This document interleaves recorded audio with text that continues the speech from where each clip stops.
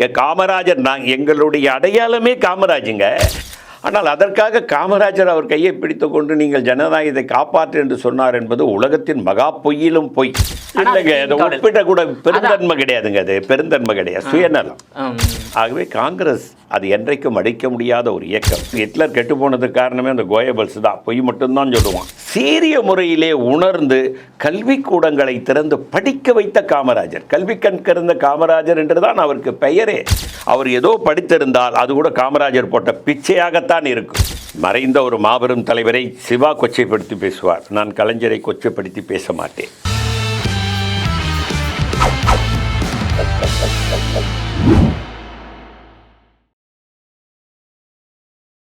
GeM TV நேயர்கள் அனைவருக்கும் வணக்கம். அரசியல் ஆடுகள பகுதியில் தமிழ்நாடு காங்கிரஸ் கமிட்டியின் மாநில துணைத் தலைவர் பொன் கிருஷ்ணமூர்த்தி அவர்கள் நம்மோடு இணைந்துள்ளார். அவரிடம் இன்றைய அரசியல் நிலவரம் குறித்து விரிவாக விவாதிக்கலாம். சார் வணக்கம். சார் வணக்கம். ஜெம் டிவி நேயர்களுக்கு என்னுடைய அன்பான வணக்கங்கள். சார், நீங்கள் தமிழக முதலமைச்சர் மு க ஸ்டாலினுடைய ஆட்சியை கர்மவீர காமராஜர் ஆட்சியோடு ஒப்பிட்டு பேசக்கூடிய காங்கிரஸ்காரர் நிறைய பேர் இருக்காங்க. இந்த நிலையில் காங்கிரஸ் கட்சியுடைய முன்னாள் முதலமைச்சர் கர்மவீர காமராஜரை திமுகவை சேர்ந்த நாடாளுமன்ற மாநிலங்களவை உறுப்பினர் திருச்சி சிவா தெரிவித்துள்ள அவதூறு கருத்தை ஒரு காங்கிரஸ் கட்சி மூத்த தலைவராக எப்படி பார்க்குறீங்க சார்? அதாவதுங்க, இன்றைய திராவிட முன்னேற்ற கழகத்தினுடைய ஆட்சியை பெருந்தலைவர் காமராஜர் ஆட்சியோடு ஒப்பிட்டு பேசுவதை என்னால் ஏற்றுக்கொள்ள முடியாது. அது ஆட்சி, காமராஜர் ஆட்சி என்பது அது வேறு. அது 7-8 அமைச்சர்களை வைத்துக்கொண்டு ஊழலே இல்லாத ஒரு ஆட்சி, திறமையான ஆட்சி, மக்களுக்கான ஆட்சி. அந்த ஆட்சி எப்படின்னா, விவசாயத்திற்கு தண்ணீர் வேண்டும், அணைகள் கட்டப்பட்டது. மாணவர்கள் கல்வி கற்க வேண்டும், அதுதான் அவர்களை உயர்த்தும், அதுதான் தமிழகத்தையும் உயர்த்தும் என்றதோடு எல்லா இடங்களிலும் கல்விக்கூடங்களை திறந்தவர் பெருந்தலைவர் காமராஜர் அவர்கள். அதே போன்று உயர்கல்வி வேண்டும் என்று ஐஐடி போன்ற நிறுவனங்களை நிறுவிவர். படித்துவிட்டு வெளியில் வந்தவர்கள் வேலையில்லாமல் இருக்கக்கூடாது என்பதற்காக பெரம்பூரில் ஐசிஎஃப்பிலிருந்து, நெய்வேலி லிக்னைட்டிலிருந்து, சேலம் உருக்காலையிலிருந்து இப்படி பல தொழிற்சாலைகள், எண்ணற்ற தொழிற்சாலைகளை, வேலைவாய்ப்புகளை உருவாக்கிய ஒரு பெருந்தகையவர். அவர் என்றைக்கும் நான் சாராய கடையை திறக்கவே மாட்டேன் என்று சபதம் எடுத்த ஒரு மாமனிதர். அவருடைய ஆட்சியோடு ஒப்பிடுகிற சிலர் இருக்கிறார்கள், காங்கிரஸ்காரர்கள் நீங்கள் சொல்வதைப் போல. அவர்கள் அந்த ஆட்சியினுடைய ஆதாயம் பெறுவதற்காக பேசுகின்ற பேச்சாகத்தான் நான் பார்க்கிறேன். காமராஜர் ஆட்சி என்பது அவருடைய ஆட்சிக்கு பிறகு 67க்கு பிறகு வந்த ஆட்சி எதுவும் நீங்கள் காமராஜர் ஆட்சி என்று சொன்னால் அது நகைப்புக்குரியது, அது ஏற்றுக்கொள்ள முடியாதது. அதாவது நீங்கள் அந்த அளவுக்கு திமுக மீது ஒரு நல்ல அபிப்பிராயத்தை வைத்து, அதாவது காமராஜர் ஆட்சிக்கு நேர் எதிரான ஆட்சி தான் திமுக ஆட்சி, அப்படி இருந்தும் நீங்கள் பாராட்டி பேசுகிறீங்க. காமராஜரை காங்கிரஸ் கட்சி மட்டுமல்ல, மற்ற அனைத்து கட்சிகளும் பாராட்டக்கூடிய, அவருடைய வழியை கடைபிடிக்கக்கூடிய ஒரு அரசியல் கட்சியாகத்தான் தமிழ்நாட்டில் செயல்பட்டு வருகிறது. அனைத்து தரப்பு மக்களாலும், அனைத்து தரப்பு கட்சி தலைவர்களாலும் ஃபாலோ பண்ணக்கூடிய, பாராட்டக்கூடிய தலைவர் கர்மவீர காமராஜர். நீங்கள் காங்கிரஸ் திமுக கூட்டணி 21 வருஷமாக நீடித்து வருகிறது. இந்த நிலையில் திருச்சி சிவா அவர்கள் எதை மனதில் வைத்து காமராஜரை அந்த மாதிரியான ஒரு அவதூறான கருத்தை தெரிவித்துள்ளார்? அதாவதுங்க, இதற்கு பின்னால் ஏதோ யாரோ இருந்து அவரை இயக்குகிறார்கள் என்று நான் நினைக்கிறேன். அது யார் என்பது எனக்கு தெரியவில்லை. அதே நேரத்தில் திருச்சி சிவா அவர்கள் எந்த நிலையிலிருந்து அதை பேசினார் என்பதையும் பார்க்க வேண்டும். வலைதளங்களிலே அவரை பற்றிய செய்திகள் நிறைய நான் பார்த்தேன். அதிலே அவருடைய லீலைகளை கூட பார்த்தேன், கட்டுக்கதைகளை கூட பார்த்தேன். அவர் கல்யாண மாலையில் ஒரு பேச்சாளர், கல்யாண மாலையில் கட்டுக்கதைகளை சொல்வார். எதிரில் அமர்ந்திருப்பவர்கள் கொஞ்சம் பொழுதுபோக்குக்காக வருபவர்கள், இவர் கதை சொல்லுவார். அந்த கட்டுக்கதைகளை கேட்டு சிரிப்பார்கள். ஆனால் காங்கிரஸ்காரத்தில் நீங்கள் கதை சொல்லாதீர்கள். காமராஜரை பற்றி பேசுவதற்கு உங்களுக்கு எந்த விதமான தார்மீக அடிப்படை தகுதி கிடையாது. காரணம் என்னவென்று சொன்னால், உங்களுடைய பொது வாழ்க்கையில் எப்படி இருக்க வேண்டும் என்று வாழ்ந்து காட்டிவிட்டு மறைந்து போன அந்த மாபெரும் தலைவனை பேசுவதற்கு பொது வாழ்க்கையில் எந்த விதமான ஒரு தன்னடக்கம், ஒரு நல்ல அபிப்பிராயங்களோடு நீங்கள் நடந்து கொள்ளவே இல்லை. வலைதளங்களிலே உங்களுடைய பேட்டிகளையும் உங்களுடைய லீலைகளையும் பார்க்கும்போது அரசியல்வாதி எப்படி இருக்கக்கூடாதோ அப்படி இருக்கிறார் அவர். திருச்சி சிவா அவர்கள். ஆமாம், திருச்சி சிவா அவர்கள் ஒரு அரசியல்வாதி என்பவன் வழிகாட்டியாக இருக்க வேண்டும் மக்களுக்கு. ஒரு அரசியல்வாதின்னா என்னங்க, எளிமையாக இருக்கணும். அது காமராஜ் கிட்ட இருந்தது, காந்தி கிட்ட இருந்தது. அப்போது நீங்கள் அரசியல்வாதி என்றால் அதனுடைய அடையாளம் எளிமை. நீங்கள் எளிமையாக இருக்கிறீங்க இல்லையே, ஆடம்பரமாக இருக்கிறீங்க. ஆடம்பரமாக இருந்தால் கூட பரவாயில்லைங்க. உங்களுடைய லீலைகளை பார்க்கும்போது நீங்கள் அடிப்படையிலேயே அரசியல்வாதிக்கு தகுதி இல்லாதவராக இருக்கிறீர்கள். அதனால் நீங்கள் காமராஜரை பற்றி பேசுவதற்கு எந்த விதமான தார்மீக உரிமையும் உங்களுக்கு கிடையாது, தகுதி கிடையாது. அதே நேரத்தில் அவரை பின்னால் இருந்து யாரோ இயக்குகிறார்கள் என்று நான் நினைக்கிறேன். இதனால் கூட்டணி பாதிக்குமா என்று கூட நீங்கள் கேட்குற மாதிரி தெரியுது எனக்கு. நான் என்ன கேட்குறேன்னா, இதுக்காக கூட்டணி பாதிக்கும்னு நான் நினைக்கல. ஆனால் இப்படியே தொடர்ந்து பேசிக்கிட்டு போனால் 95 காங்கிரஸ்காரர்கள் காமராஜரை பற்றி பேசியவுடன் மனம் புண்பட்டு போயிருக்கிறார்கள். 95% இல்லை, அதுக்கு மேலேயே. காரணம், எங்களுடைய அடையாளமே காமராஜ் தான். காமராஜர் ஆட்சி அமைப்போன்னு நாங்கள் சொல்கிறோம். மற்றவங்க சில பேர் அவங்கக்கிட்ட ஆதாயம் தர்றவங்க இது ஸ்டாலின் ஆட்சி கூட காமராஜ் ஆட்சின்னு சொல்கிறாங்க. அவங்கக்கிட்ட ஆதாயம் பெறுபவர்கள் அப்படி தான் சொல்லுவாங்க. ஆனால் நாங்கள் எந்த ஆதாயத்தையும் எதிர்பார்த்து இல்லை. அதனால் நாங்கள் அப்படி சொல்ல முடியாது. அந்த ஆட்சி என்பதே வேறு.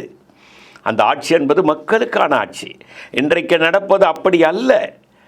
அன்றைக்கி காமராஜர் கடைசி வரையில் இறந்த நேரத்தில் அவர் வீட்டில் 134 ரூபாய் பணமும் 10 வேட்டி 10 சட்டை 10 டவலும் இருந்தது தான் வரலாறு. அந்த அளவுக்கு எளிமையாக நேர்மையாக வாழ்ந்த ஒரு மனிதர். ஆமாம், அவர் வீட்டில் ஏசி இருந்ததுன்றாங்க. நான் ஓப்பனாக சொல்கிறேன், எங்கள் தந்தையாருக்கு மிகவும் வேண்டியவர் பெருந்தலைவர் காமராஜர். அவர் வீட்டில் கடைசி காலத்தில் ஒரு ஏர் கூலர் வச்சுருந்தாங்க. அது எப்படின்னா, டாக்டர் சௌரிராஜன் அவர் என் தந்தையோட நெருங்கிய நண்பர். அவர் தான் காமராஜருடைய டாக்டர், டி நகர் எம்எல்ஏவாக இருந்தவர். அவர் சொன்னார், ஐயா நீங்கள் மத்தியான நேரங்களில் கொஞ்சம் உறங்கணும், இந்த வெயில் காலத்தில் மட்டும் ஏசி போடணும். நான் கேட்குறேன், எல்லாருக்கும் ஏசி இருக்கான்னு கேட்குறேன். எல்லாருக்கும். ஏன்னா அதுக்கு என்ன உதாரணம் சொல்லணும்னா, அவங்க வீட்டுக்கு, அம்மா வாழ்கிற வீட்டுக்கு விருதுநகரில் திரு வெங்கட்ராமன் அவர்கள் போன நேரத்தில், என்னம்மா வெளியிலிருந்து குடத்தில் தண்ணீரை எடுத்துக்கொண்டு வருகிறேன், வீட்டில் குழா இல்லையா, இருந்தால் பிடிச்சிக்கணுன்னு உடனே ஆர் வெங்கட்ராமன் அமைச்சர் உள்ளே குழா போட்டு கொடுத்தார். இதை கேள்விப்பட்ட காமராஜர் அவங்க அம்மா கிட்ட கேட்குறாரு, எல்லா வீட்லேயும் குழா இருக்கா? வெங்கட்ராமன் எல்லா வீட்டுக்கும் குழா போட்டுட்டு உங்களுக்கு குழா போட்டிருந்தா நான் ஒத்துப்பேம்மா, வேண்டாம்மா, என்னுடைய நேர்மையை நீங்கள் சோதிக்கக்கூடாது. ஐயா ராசா எடுத்துருப்பா, வேண்டாப்பான்னு சொன்னவங்க அந்த பரம்பரை அவங்க. அதனால் நீங்கள் அவரை பற்றி இப்படியெல்லாம் நீங்கள் சொல்லக்கூடாது. சொல்லுவது மிகவும் தவறான விஷயம். அதை பெருந்தலைவர் காமராஜர் அவங்க வீட்டுக்கே போட வேணான்னு சொன்னவர் அவர் வீட்டுக்கு ஏசி போட்டுக்குவாரா? சௌரிராஜன் அதுவும் கலைஞர் போட்டு கொடுத்த ஏசி அவர் பயன்படுத்துவாரா? அதை எப்படி சொல்கிறாருன்னாங்க, நீங்கள் கேட்குற கேள்விக்கு நான் பதில் சொல்கிறேன் பாருங்கள். எனக்கு ஏசி வேணான்னு டாக்டர் சௌரிராஜன்கிட்ட சொல்கிறார். இப்போ சொல்கிறார், ஐயா ஏசி இல்லைன்னா கூட டெல்லியிலலாம் ஒரு ஏர் கூலரு ஒரு 6000 ரூபாயில் விற்பாங்க, அதை வாங்கி நீங்கள் படுக்கிற ஓரமாக வச்சிட்டிங்கன்னா அது கொஞ்சம் கூலிங்காக காற்று வரும். எவ்வளோ சொல்லியும் அவர் வாங்கின்னு வச்சார். ஆனால் அதில் ஒரு நாளைக்கு 2-3 குடம் தண்ணி ஊற்றணும். தண்ணி ஊற்றினா தான் அதுலேருந்து கூழ் வரும். அது கொஞ்ச நாள்லேயே தண்ணி யாரும் சரியாக ஊற்றாதனால அது பழுதாகி போச்சு, தூக்கி உரம் போடுன்னு அப்படின்ட்டார். நீங்கள் இன்றைக்கும் பெருந்தலைவர் காமராஜர் வீடு நினைவில்லமாக மாற்றப்பட்டிருக்கிறது. ஏசி அப்போல்லாம் ஸ்பிரிட் ஏசி கிடையாது, விண்டோ ஏசி தான். அதற்குண்டான அறிகுறி எங்கேயாவது இருந்து யாராவது காட்ட 1 கோடி ரூபாய் பணம் தரேன். ஆகவே வாய்க்கு வந்ததெல்லாம் பேசக்கூடாது. மிகவும் தவறான ஒரு முன்னுதாரணத்தை பெருந்தலைவர் காமராஜரை பற்றி தவறான தகவலை சொல்கிறார். அதே நேரத்தில் இன்னொரு தகவலை சொல்கிறார். கலைஞர் கையை பிடித்து கொண்டு ஜனநாயகத்தை நீங்கள் தான் காப்பாற்றணும்னு சொன்னாரா? நாட்டையே நீங்கள் தான் காப்பாற்றணும், நாட்டையே நீங்கள் தான் காப்பாற்றணும்னு சொன்னாரா? காமராஜரை விட தமிழக மக்கள் 95 பேர் அருமையான நகைப்புக்குரிய பேசியெல்லாம் பேசுகிறார். அதான் கல்யாண மாலையில் சிரிப்பு வர மாதிரி பேசுவார்ல, சிரிப்பு பேச்சாளர் அவர். அதாவது எப்படின்னாக்கா, தன்னுடைய நிலை மாறிய போது, தன்னுடைய நிலை மறந்திருக்கும் போது சிரிப்பு பேச்சு பேசுவார்.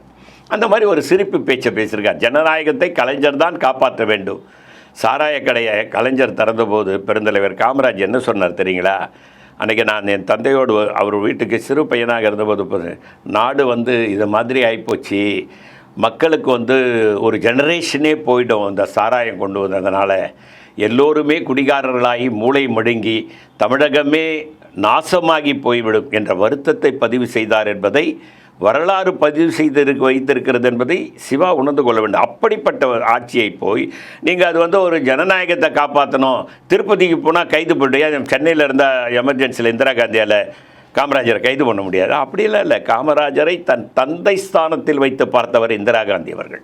இந்திரா காந்தி பிரதமராக்கியவர் காமராஜர் தானே, சந்தேகமே கிடையாது. சாஸ்திரி பிரதமராக்கியது காமராஜர் தானே. லால் பகதூர் சாஸ்திரிக்கு அப்புறம் பிரதமர் ஆக்கியது அவரை தேர்வு செய்து. ஏன்னா மொரார்ஜிக்கு காமராஜ் மேலே கோபமே அதுதான். தன்னை பிரதமராக காமராஜர் ஆக்குவார் என்று எதிர்பார்த்தார். ஆனால் நேரு பரம்பரை தான் இந்த நாட்டை ஆளந்தது. ஏன்னா காமராஜர் பெருந்தலைவர் காமராஜனுடைய தீர்க்க தரிசனமான முடிவு நேரு குடும்பம் தான் இந்த நாட்டாளன் தகுதியான குடும்பம்னு சொல்லிட்டு போயிருக்காரு. இந்திரா காந்தி அதனால தான் தேர்ந்தெடுத்தார். கடைசி வரையில் இந்திரா காந்தி காமராஜர் மீது பற்று வைத்திருந்தார். அந்த வீடு இருக்குது பார்த்தீங்களா, அது வாடகையில் இருந்தார். அந்த வீடை அந்த மார்வாடி விற்க பார்க்கும்போது இந்திரா காந்தி அதனை தலையிட்டு எம்ஜிஆரிடம் கூப்பிட்டு மத்திய அரசாங்கம் பணம் கொடுக்கும், அந்த வீட்டை வாங்கி நினைவில்லமாக மாற்றுங்கள் என்று சொன்னவர் இந்திரா காந்தி. அதே நேரத்தில் இன்னொன்று பார்க்கணும், அவர் பிரதமர், காமராஜ் இறந்து போயிட்டார், மாலை வச்சுட்டு டெல்லிக்கு போயிடலாம். இல்லை, அந்த சவப்பெட்டி வண்டியில் நீங்கள் எடுத்து பாருங்கள், வலைதளத்தில் இன்றைக்கி வந்து கொண்டிருக்கிறது. அந்த இந்திரா காந்தி காமராஜனுடைய அந்த சவப்பெட்டி வைத்திருந்ததற்கு பக்கத்திலே ஒரு சேரை போட்டு அமர்ந்திருக்கிறார். அந்த வண்டியில் பல்லாயிரக்கணக்கான மக்கள் பார்த்து கொண்டிருக்கிறார்கள். இந்த வண்டியில் அமர்ந்து சுடுகாடு வரை போய் அந்த சுடுகாட்டிலே அவர் பேச்சிய பேச்சு என் தந்தைக்கு பிறகு என் தந்தையாக நினைத்த காமராஜர் இழந்து போனதை நினைத்து நான் இரண்டாவது என்னுடைய தந்தை இழந்து விட்டேன் என்று சொன்ன அந்த இந்திரா காந்தியை காமராஜரை கைது பண்ணுவார்னு சொல்லி இப்படிலாம் பேசாதீங்க, பேசுகிறது மிகவும் தவறு. ஆகவே காங்கிரஸ் அது என்றைக்கும் அடிக்க முடியாத ஒரு இயக்கம். தமிழகத்திலே மீண்டும் காமராஜர் ஆட்சி விரைவில் அமையும் என்பதை நான் தெளிவுபட கூற விரும்புகிறேன். ஸோ திருச்சி சிவாவுக்கு நீங்கள் கடும் கண்டனத்தை தெரிவிக்கிறீங்க, இந்த கடுமையான கண்டனத்தை தெரிவிக்கிறேன். அவர் கடுமையான கண்டனம் மட்டும் இல்லைங்க, மன்னிப்பு கேட்கணும், காங்கிரஸ்காரர்கிட்ட கண்டிப்பு கேட்கணும். அது மாத்திரம் இல்லை, சத்தியமூர்த்தி பவனில் காமராஜருடைய படத்திற்கு முன்னாலே நின்று ஐயா உங்களை பற்றி நான் பேசியது தவறு என்று சொல்ல வேண்டும் என்று நான் விரும்புகிறேன். தமிழகத்தில் இருக்கக்கூடிய 95% காங்கிரஸ்காரர்கள் அதை விரும்புகிறார்கள். பரவாயில்ல. இப்போது திருச்சி சிவா அரசியலுக்கு புதுசு கிடையாது. அவர் சின்ன வயசுலேருந்து திமுக இளைஞரையில் இருந்து பல முறை நாடாளுமன்ற மாநில உறுப்பினராக இருந்து திமுகவில் முக்கிய பொறுப்பில் இருக்கக்கூடிய நல்ல அனுபவசாலி தானே சார். அவர் அனுபவசாலியாக இருந்தோம் எல்லா அரசியல்வாதியை பற்றி நான் நன்கு படித்து அறிந்தவர். எப்படி காமராஜர் பற்றி இந்த கருத்தை அவராக சொல்லியிருப்பாரா, இல்லை முதலமைச்சர், இல்லை வேறு யாராவது, முதலமைச்சர் ரொம்ப நெருங்கியவர் யார் திருச்சி சிவா அவர்கள், அதன் பேரில் சொல்லியிருப்பாரா சார்? யாரோ அவரை பின்னால் இருந்து இதை இயக்கியிருக்காங்களான்னு தெரியல, இல்லை அவர் நிலை தடுமாறி இருக்கும்போது இதை பேசியிருக்கிறாரா என்பதை தெரியவில்லை. மேடை பேச்சில் தான் இதை பேசியிருக்கிறார். நிதானத்திலே இருப்பது போல் தான் தெரிகிறது. நான் அந்த பேச்சு நிதானத்தை எழுந்து பேசியதாக சொல்ல வரீங்களா? நிதானத்தில் இருந்து தான் அவர் பேசியிருப்பது போல் அந்த தோற்றம் தெரிகிறது. காமராஜர் எங்களுடைய அடையாளமே காமராஜுங்க. அந்த அடையாளத்தையே நீங்கள் சிதைக்கும் போது நாங்கள் வாய் திறக்காமல் மௌனியாக இருந்தால் நாங்கள் காங்கிரஸ்காரனாக காந்தியவாதியாக இருப்பதில் எந்த நியாயமும் இல்லை. அதுதான் என்னுடைய கருத்து. ஆகவே இது போன்ற கருத்துக்களை அவர்கள் பேசுவது மிக மிக தவறு. நான் வன்மையாக கண்டிக்கிறேன். அது திருச்சி சிவாவுடைய கருத்துக்கு நீங்கள் கடுமையான கண்டனம் தெரிவிக்கிறீங்க. உங்களை போன்ற நிறைய பேர் கடுமையான கண்டனம் தெரிவிக்கிறாங்க. காமராஜர் ஆதரவாளரும் கடுமையான கண்டனம் தெரிவிக்கிறாங்க. மாற்று கட்சியினரும் கடுமையான கண்டனம். ஆனால் காங்கிரஸ் கட்சி தலைவர், காங்கிரஸ் கட்சி நிர்வாகிகள் பெரிய லெவலில் இதை கண்டனம் தெரிவிக்கல. பெரிய லெவலில் இது கையில் தெரிவிக்கிறாங்க. நான் இல்லைன்னு சொல்ல முடியாது. சாதாரண தொண்டன் கூட வலைதளங்களிலே மற்ற இடங்களிலே பேசுகின்ற போது வேதனையோடு சொல்லுகிறார்கள், காமராஜர் என்பவர் வாழ்ந்து காட்டி மறைந்த மாபெரும் தலைவர் மட்டுமல்ல, எல்லோரையும் கல்வி கண் திறக்க வைத்தவர். இன்றைக்கு மும்பை தான் முதல் மாநிலமாக இருக்கிறது இந்தியாவில், ஆனால் 2வது மாநிலம் தமிழகம். அதுக்கு அடித்தளமிட்டவர் காமராஜர் என்பதில் எந்த சந்தேகமும் கிடையாது. காரணம், கல்வி மட்டும்தான் இந்த மனிதனை உயர்த்தும் என்பதை சீரிய முறையிலே உணர்ந்து கல்விக்கூடங்களை திறந்து படிக்க வைத்த காமராஜர், கல்வி கண் திறந்த காமராஜர் என்றுதான் அவருக்கு பெயரே. ஆகவே அப்படிப்பட்ட ஒரு மனிதரை இன்றைக்கி திருச்சி சிவா படிச்சுட்டு வந்திருக்காருனாக்கா, அவர் என்ன படிச்சிருக்காரு எனக்கு தெரியல. ஏன்னா அவரோட நமக்கு ஒன்றும் பழக்கம் கிடையாது. காரணம் வந்து நல்லவர்களோட தான் பழக்க வச்சுக்கணும், இப்படிப்பட்ட நபர்களோட பழக்க வச்சுக்க வேண்டிய அவசியம் இல்லை. ஆனால் அவர் என்ன படிச்சிருக்காருன்னு தெரியல. அவர் ஏதோ படித்திருந்தால் அது கூட காமராஜர் போட்ட பிச்சையாகத்தான் இருக்கும். ஏன்னா இலவச உணவு கொடுத்தார், இலவச உணவு கொடுத்தார், இலவச கல்வி கொடுத்தார், காலேஜ் வரைக்கும் கல்வி இலவசமாக கொடுத்தாருன்னா காமராஜருடைய தயவிலை படித்து விட்டு வந்து அவரையே நீங்கள் பேசுவென்றால் அதை ஏற்றுக்கொள்ள காங்கிரஸ்காரன் தயாராக இல்லை. ஆனால் காமராஜர் ஆட்சி காலத்தில் அவர் தங்கிய அறையில் ஏசி பயன்படுத்தவில்லை என்பதுதான் உங்களுடைய கருத்து சார். அதாவது ஒரு முறை அவர் மதுரை போகிறார். மதுரையில் டிபியில் காமராஜருக்கு இடம் கொடுக்க அந்த காவலாளி மறுத்து விட்டார். எப்படி காவலாளி மறுப்பாருங்க? அரசாங்கம் சொல்லாமல் மறுப்பாரா? பெருந்தலைவர் காமராஜ் யாருன்னு அந்த காவலாளிக்கு தெரியாதா? 10 ஆண்டுகள் இந்த தமிழகத்தை எப்படி ஆண்ட ஒரு முதல்வர் போகிறாரு, கொடுக்கல. அதுக்கப்புறம் ஒரு ஏழை காங்கிரஸ்கார வீட்டில் போய் தங்குறார். இதை கேள்விப்பட்ட டிவிஎஸ் சுந்தரமையங்கார் அவருடைய ஷோரூம் மேலே 4 நாட்களில் ஒரு லிஃப்ட் வசதியோட ஒரு ரூமை உருவாக்கி அங்கே அவரை தங்க வச்சார் என்பது வரலாறு. இது வரலாறு பதிவு செய்து வைத்திருக்கிறது. ஆகவே தங்குவதற்கே அறை கொடுக்காதவர்கள் ஏசி போட்டு கொடுத்தாருன்னு நீங்கள் சொல்கிறது எந்த வகையில் நியாயம்? அது எப்படி ஏற்றுக்க முடியும்? ஏசியெல்லாம் வந்து காமராஜர் ஏசி கேட்குறவரா அவர்? அவங்க அதை தான் நாம் ஆரம்பத்திலே சொன்னேன். அவங்க அம்மாவுக்கே தண்ணி போட்டதுக்கு எல்லாருக்கும் குழா போடுறதா தான் நீ போட்டுக்கம்மா. அப்போ அவர் என்ன நினைச்சு சொல்கிறாருன்னா, எல்லாருக்கும் ஏசி வசதி வந்து விட்டால் எனக்கு போட்டு கொடுங்க.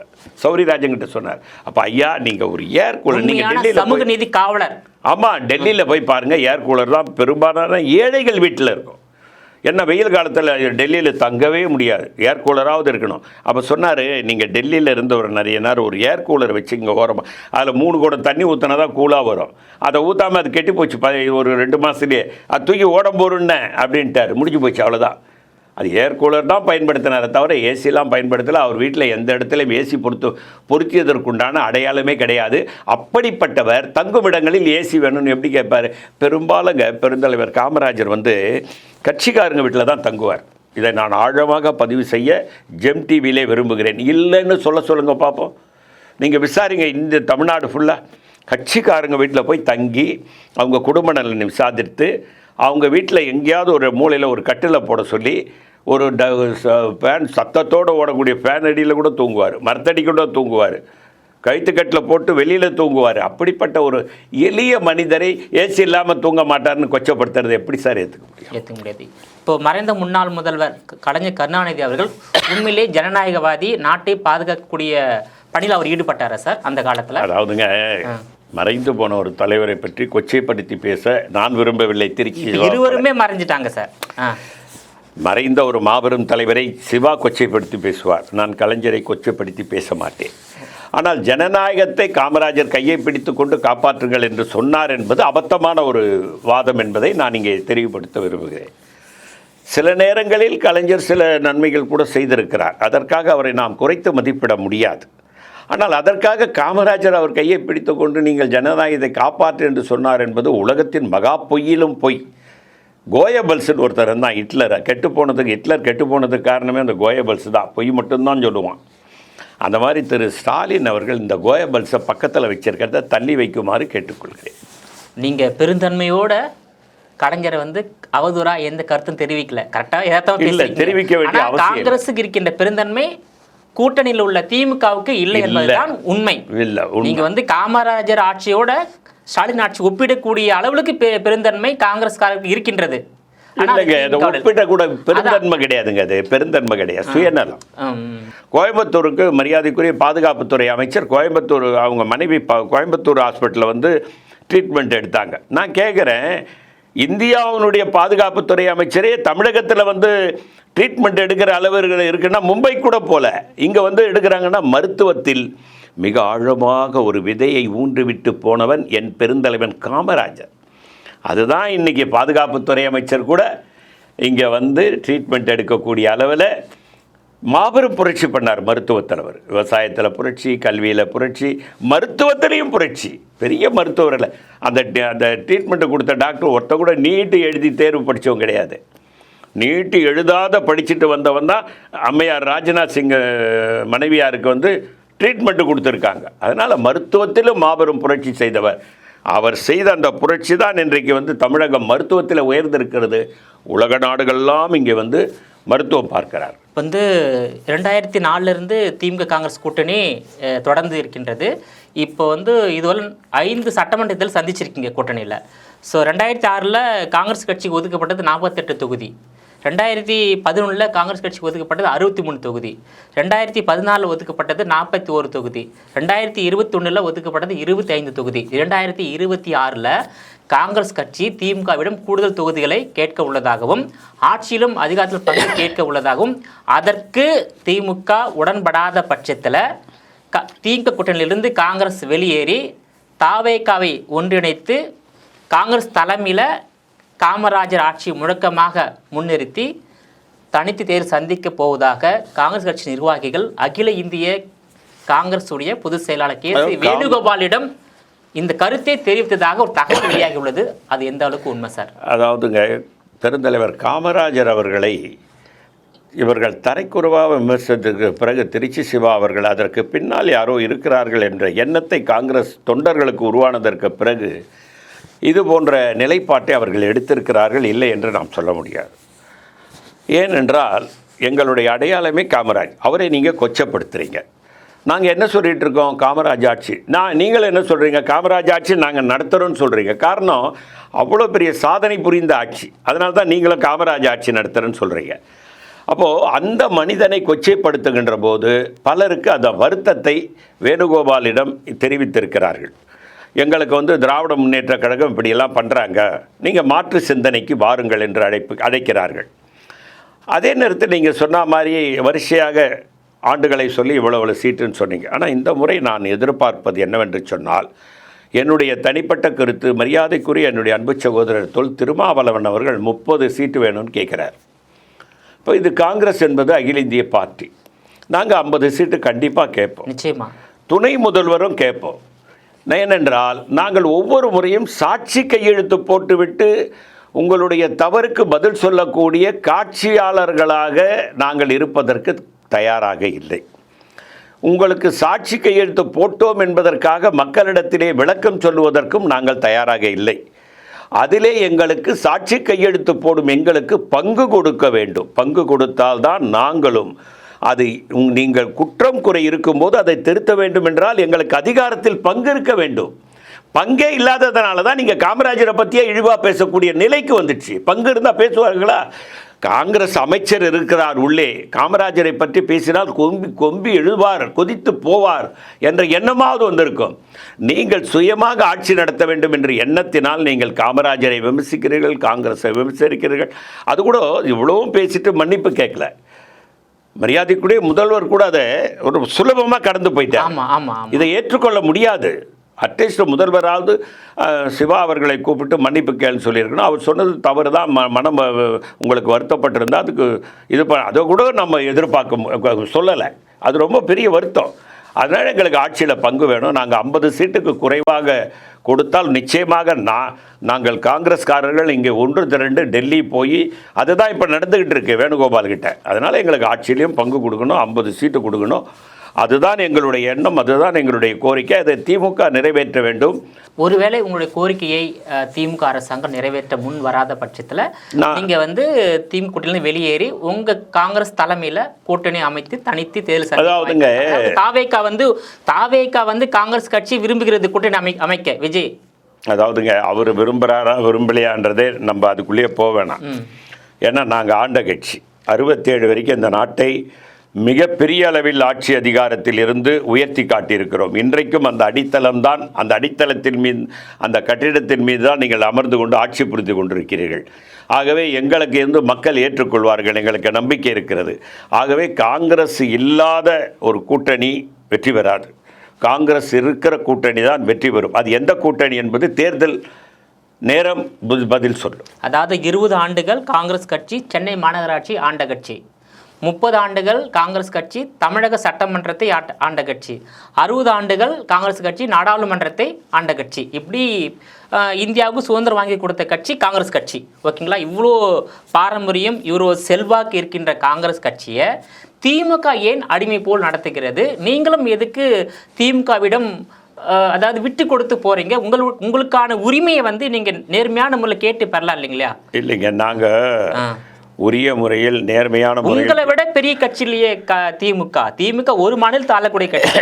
நீங்க இப்போ 4 மாநிலத்தில் ஆட்சி இருக்கின்றீங்க, 99 நாடாளுமன்ற உறுப்பினர் இருக்கீங்க. ஏன் அந்த அளவுக்கு விட்டு கொடுத்து போகணும்னு சொல்றேன். அதாவதுங்க, நாங்கள் விட்டு கொடுத்து போல, எப்போவுமே ஒரு கூட்டணியில் இணைந்து செயல்படுறோம். தவறுகளை நாங்கள் எப்போதும் சுட்டி காட்டி கொண்டே தான் இருக்கிறோம். ஆனால் காமராஜரையும் மேலேயே நீங்கள் கை வச்சிட்டதுக்கப்புறம் நாங்கள் பொறுத்து போக வேண்டிய அவசியம் கிடையாது. நாங்கள் ஒரு சிலர், நான் ஆரம்பத்தில் சொன்ன மாதிரி, சுயநலத்திற்காக பேசி கொண்டிருக்கிறார்கள். 95% மேல் இருக்கக்கூடிய காங்கிரஸ்காரர்கள் சுயநலவாதிகள் கிடையாது, பொதுநலவாதிகள். சுயநலவாதிகள் கிடையாது. 5% பேர் சுயநலவாதிகள் இந்த பார்ட்டியில் இருக்காங்க. அவர்களுக்கு சில சுயநல தேவைகள் இருக்குது. அதை பூர்த்தி செய்து கொள்வதற்காக இதை காமராஜ் ஆட்சி என்று சொல்லிக் கொண்டிருக்கிறார்கள். நாங்கள் அதை ஏற்றுக்கொள்ள மாட்டோம். அது அவர்களுடைய கருத்தாக இருக்கலாம். ஆனால் 95% காங்கிரஸ்காரர்கள் காமராஜரையோ காங்கிரஸையோ நாட்டு மக்களையோ வஞ்சித்தால் சும்மா இருக்க மாட்டோம், கேள்வி கேட்போம். அதற்கு நீங்கள் பதில் சொல்லிதான் ஆக வேண்டும். காந்தி என்ன சொன்னார்? இந்த நாட்டுக்கு எழுத்து சுதந்திரம் வேணும், பேச்சு சுதந்திரம் வேண்டும், எங்களே ஆள வேண்டும், உரிமை வேண்டும் என்று கேட்டு தான் நாங்கள் சுதந்திரம் வாங்கி கொடுத்தோம். ஆட்சி அதிகாரத்துக்காக அந்த சுதந்திரத்திற்கு போராடவில்லை. காமராஜர் 9 ஆண்டுகள் சிறையில் இருந்தார், முதல்வர் ஆவோம் என்றா இருந்தார்? இல்லை, கிடையாது. ஆட்சி அதிகாரத்தில் உங்களுக்கு ஆசை இருக்கலாம், காங்கிரஸ்காரனுக்கு ஆசை இல்லை. அதற்காக நீங்கள் எங்களை தாக்குவீர்கள், காமராஜரை தாக்குவீர்கள். மக்களுக்கு தவறாக சில விஷயங்களை செய்யும்போது நாங்கள் கண்டிக்காமல் இருக்க மாட்டோம். அதே போன்று கூட்டணியிலே எங்களுக்கு 50 சீட்டு கொடுக்கணும், துணை முதல்வர் கொடுக்கணும், ஆட்சியில் பங்கு கொடுக்காவிட்டால் தேர்தல் நேரத்தில் ஒரு மாற்று சிந்தனைக்கு வழி இருக்கும். காங்கிரஸ் தலைமை அதை எடுக்கும் என்று நான் உறுதியாக நம்புகிறேன். சரி சார், தமிழக முதல்வர் மு.க. ஸ்டாலின் தலைமையிலான இந்த 4 ஆண்டுகளுக்கு மேலான ஆட்சியை கூட்டணியில் உள்ள காங்கிரஸ் கட்சி எப்படி எடை போடுகிறது? அதாவதுங்க, பல நன்மைகள் நடந்திருக்கிறது.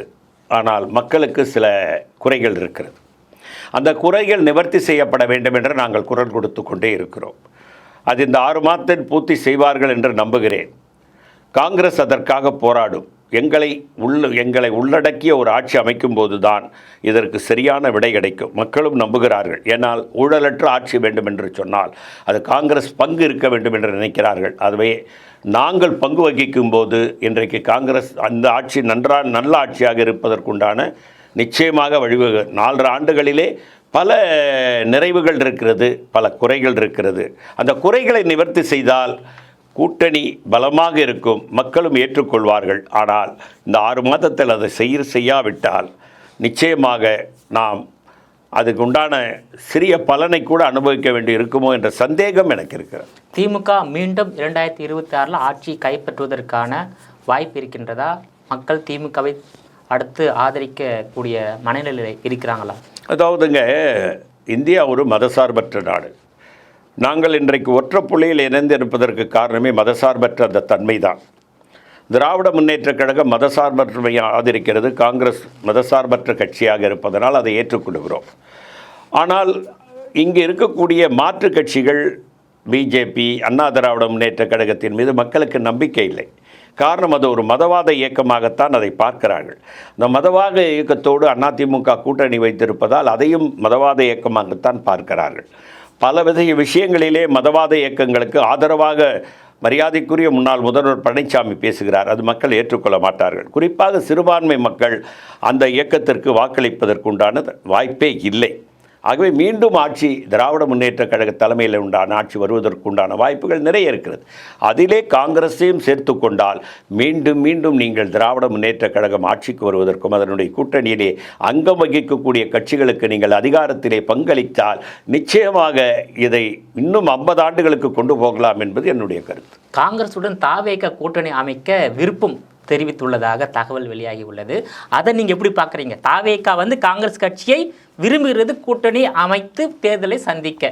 அதாவதுங்க, நீங்கள் சொல்கிற மாதிரி தாவேகா மட்டும் இல்லை, அண்ணா திராவிட முன்னேற்றம் பழனிசாமி தலைமையில் இருக்கக்கூடியது, சசிகலா தலைமையில், தினகரன் தலைமையில், இவங்க எல்லாருமே கூட காங்கிரஸ் கூட்டணியில் பங்கு வைக்கணும்னு நினைக்கிறாங்க. என்ன காரணம்னு கேட்டிங்கன்னா, எல்லோருக்குமான இயக்கமாக காங்கிரஸ் இருக்குது. ஏன் நீங்கள் அதுக்கு இடம் கொடுக்க மாட்டேறீங்க? அதிமுக ஏன் நீங்கள் அப்படி இல்லைங்க, அதை மதசார்பற்ற அந்த கொள்கையில் அவங்கெல்லாம் மாறுபடுறாங்க. அதனால் நாங்கள் கொடுக்கல. இன்றைக்கு விஜயை பற்றி நீங்கள் சொல்கிறீங்க. அது அவருடைய விருப்பம்.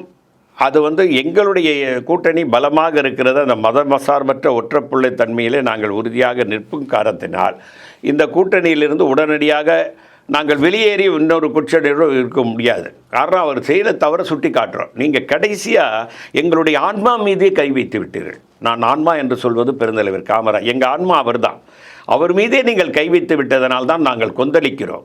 உங்கள் ஆட்சியினுடைய அவலங்களை மக்கள் மத்தியிலே நாங்கள் அதுக்கு சப்பக்கட்டு கட்டிக்கிட்டு இருக்கோம். ஏன்னா சாட்சி கையெழுத்து போட்டதுனால அதெல்லாம் நீங்கள் இனிமேல் நாங்கள் சப்பக்கட்டை கட்ட வேண்டிய அவசியம் இல்லைன்னு நீங்கள் சொல்ல வரீங்க. முட்டு கொடுக்குறீங்க. நாங்கள் முட்டு கொடுக்குறோம். ஆனால் எங்கள் முட்டு கொடுக்க அளவுக்கு நீங்கள் எங்ககிட்ட நடந்துக்கல. எங்கள் ஆன்மாவையே அவமானப்படுத்தி விட்டீர்கள். இனி அது போன்று செய்யாதீர்கள். நல்லாட்சி நடத்துங்கள். தவறு இருந்தால் நாங்கள் கூட்டணியில் இருக்கிறோம் என்று அமைதியாக இருக்க மாட்டோம். சுட்டிக்காட்ட தயங்க மாட்டோம். மக்களுக்காக எதையும் செய்ய காங்கிரஸ் தயாராக இருக்கும். இந்த இயக்கம் என்றைக்கு மக்களுக்கான இயக்கம் என்பதை நிரூபிப்போம். உங்களுடைய விரிவான தகவலுக்கு ரொம்ப நன்றி சார். வணக்கம் சார். நன்றி. ஜெம் டிவி நேயர்களுக்கு அன்பான வணக்கங்கள்.